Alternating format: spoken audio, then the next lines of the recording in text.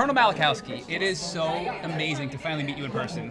And this morning, offline, you were telling me about this report that you contributed to that got published with the federal government. So can you just start by telling me a little bit about that for everybody listening to this interview? Yeah, absolutely. So the National Academies of Science actually had a report that was commissioned via the Cohen Foundation. So kudos to the Cohen Foundation.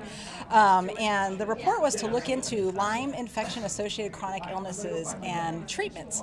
So to kind of assess the status of current treatments and provide a roadmap forward for the development of treatments to help people with Lyme, what we're calling Lyme IACI, IACI. So I've heard about the Lyme IACI term, and it's new, I think, for a lot of people listening to this. But before we even talk about Lyme IACI, can you tell us about the word chronic in the report? Because that's something that I think is pretty powerful as well. Yeah, and so in the report we talk about that term and how it can have different meanings, right, to different peoples based on their perspective. And that's why we kind of thought that the term infection-associated chronic illness is a nice umbrella term, because in a lot of ways we're still trying to get to the root cause of these chronic symptoms. Is it something that's persistent? Is it autoimmune? Is it permanent sequelae? Is it some of the above, all of the above? Is it different for different people? And so this Lyme IACI term is meant to be inclusive of all of those things. And what's so cool is it's a new term, but we've interviewed people around the world, from Germany and Poland, and they're talking about Lyme IACI. So I don't know how it picked up such traction so quickly, but it's pretty fascinating. Well, I think one of the reasons is that just prior to the Lyme IACI NASM committee starting, sorry about all the acronyms. So NASM one more time is what? National Academies of Sciences, Engineering, and Medicine. Nice. And what people need to know about NASM and why it's important for our community is it is chartered by Congress, and it is known as the collective scientific voice of the United States of America. Wow. So this is honestly the first time in history that the government has used the term Lyme infection-associated chronic illness. Yeah, I mean, the fact that the federal government and the authority at the federal government is recognizing chronic Lyme is a huge step. So beyond that, tell us more about the report and what was in it and how you personally contributed to this. Yeah, absolutely. So this was a year-long committee. Everyone that was on it volunteered their time. It was a heavy lift and a lot of work for everybody that was there. I was the sole patient representative. The other 14 people came from different backgrounds, whether they were clinicians, whether they were research scientists. Some people had a background in Lyme and tick-borne illnesses. Others came to the committee with no real background, which was, I think, beautiful, because they came without any preconceived notions. And so they were there to really just learn and offer their, experience and wisdom from whatever their subject matter expertise was. Yeah, it sounds like you're being pretty positive, but was it a challenge for you to get them up to speed about the reality of Lyme disease? People hear Lyme and they think, oh, my cousin had Lyme and antibiotics cured them. So was that a challenge for you with this committee, and especially considering they weren't Lyme aware? I think as the sole patient advocate, there were days that I felt like it was a pretty darn heavy lift. But I think what was good about it is they were asking me questions, and that they were wanting to learn, and that I was able to voice my concerns, and I was able to say, well, here's why patients disagree, and that it was, respected. And so in a lot of ways, we educated a whole new group of people, and by the end of it, some of these folks were like, dang, this is something I'm really interested in now, just scientifically. So you influenced over a dozen high-level people that report to the federal government to learn about chronic Lyme. So never mind this report, but you've now influenced these people to be more Lyme aware, to bring it to the next level, hopefully down the road. But I'm jumping ahead of myself. Let's pull back again. So this report, when was it published? And give us some detail about what's in it and what that means for us. Absolutely. So the report was actually published in May in conjunction with Lyme disease and tick-borne illness awareness month. And people can find it online. All you have to do is Google NASM Lyme report, and it'll bring it up. And if like a lot of us, we can't read a 180-page report, they have a summary available. There's also the abstract, like there are with most scientific publications. But really, it talks about the current state of affairs, right? Which is the complexity.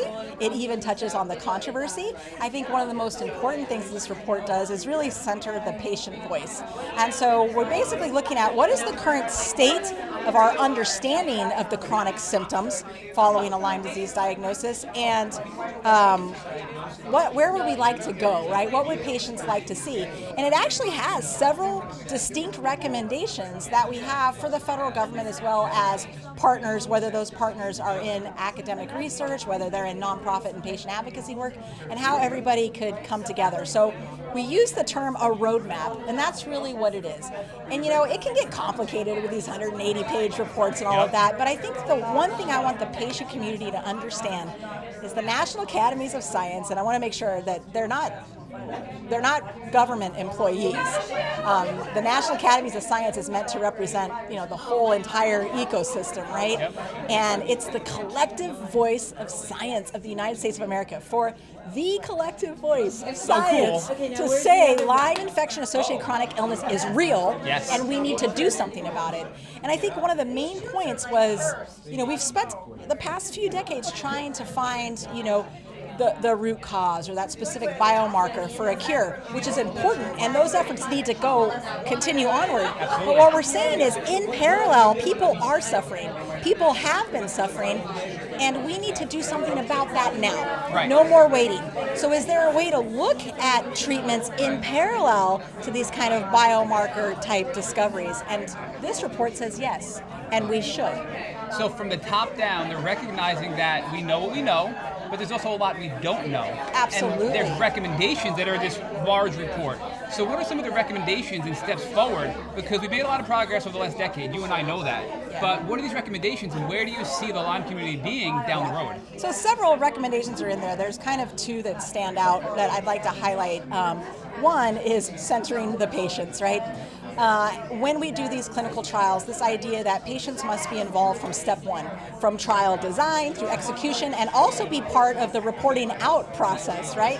And also how the patient community is an under-tapped resource as far as biobanks, as far as surveys, as far as, again, clinical trial design. So that recommendation comes out clearly. I think the other one that's really important, and you started to allude to it earlier, where did this Lyme IACI term come from?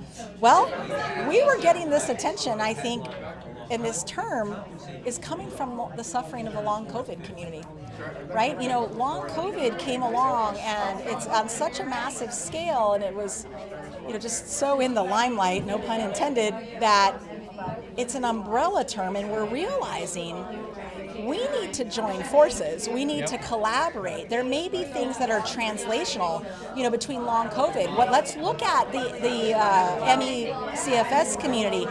Where are things where we can share resources, share, that there's so much overlap. And so this idea that as researchers, policymakers, government entities move forward, this umbrella that should come over us. So infection-associated chronic illness, we know, that MS can come from an EBV infection, and so I think there's a lot more recognition that this is real, not just for Lyme and tick-borne illness, for a lot of other bacteria, viruses, and parasites. But I also think that the term chronic Lyme over the last several decades is so controversial.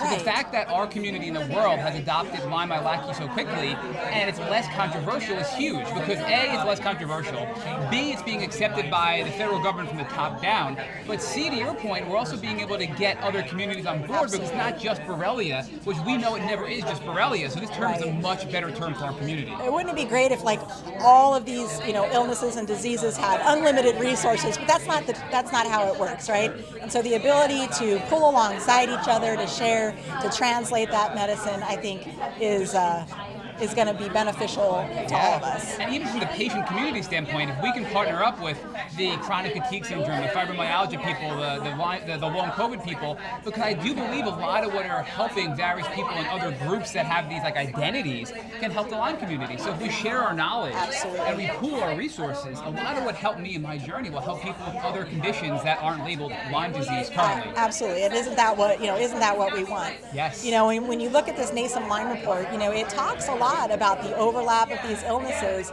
and it also talks a lot about that it's not just Borrelia. It talks about we really need to look into co-infections, and is that cohort of people who have multiple tick-borne illnesses different than someone who is diagnosed in the acute Lyme phase? I think the patient community knows that, but what we need is for science to catch up. And I think what this report does is say that science needs to be there to bridge the gap. Yes. We have to acknowledge the patient experience and what the patients have to offer to this research and bring the science to bridge that gap.